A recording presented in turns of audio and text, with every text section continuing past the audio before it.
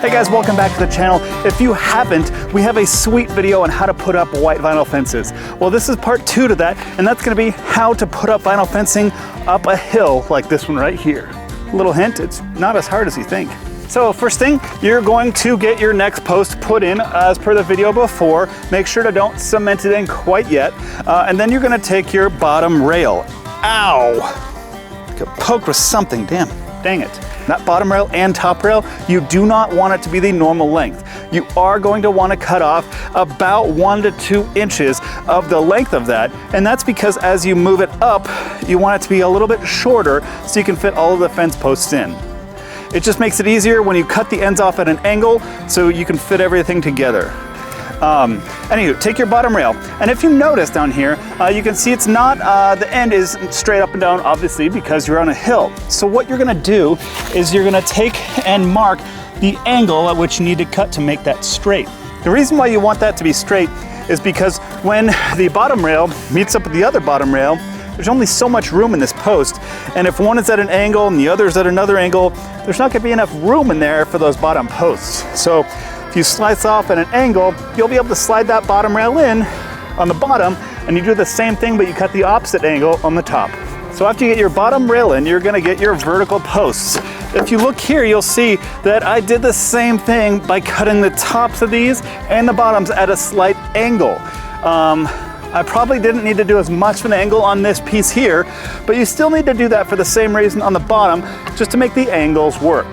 You can tell how much of an angle because you want the side to come up to the post at a 90 degree or perpendicular angle rather. And then same thing before, you can see you're gonna need to cut it at a slight angle to make that work. If you have a table saw, miter saw, it's really easy.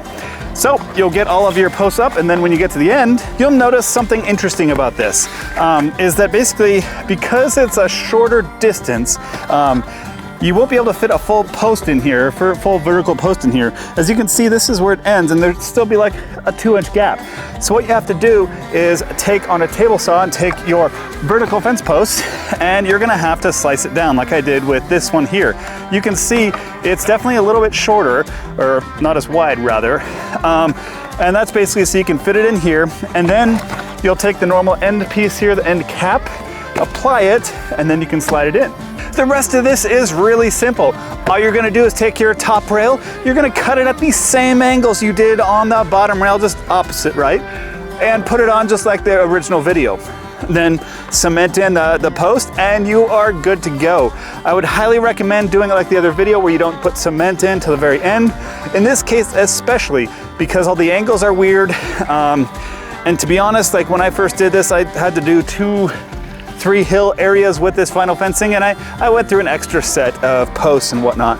So it'll take some practice, but just make sure when you do this, the big keys, you make the angles on the bottom rails, and you make the angles on the vertical rails and the angles at the top end rails. And that's pretty much it. If you guys have any more questions about this white vinyl fencing, which is awesome. We've had this in for almost 2 years now, at least this section, and it's held up great.